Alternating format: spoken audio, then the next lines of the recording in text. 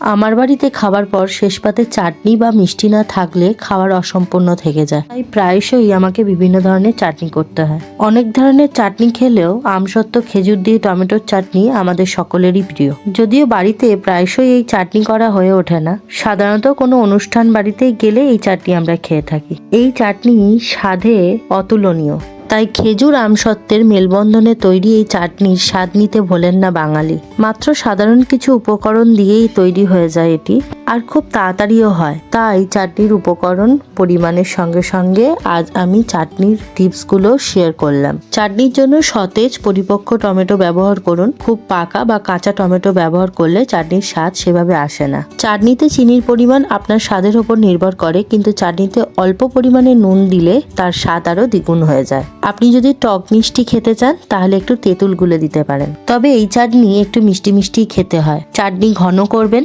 বেশি পাতলা করবেন না, জল ব্যবহার করবেন না, তাতে স্বাদ পাবেন না।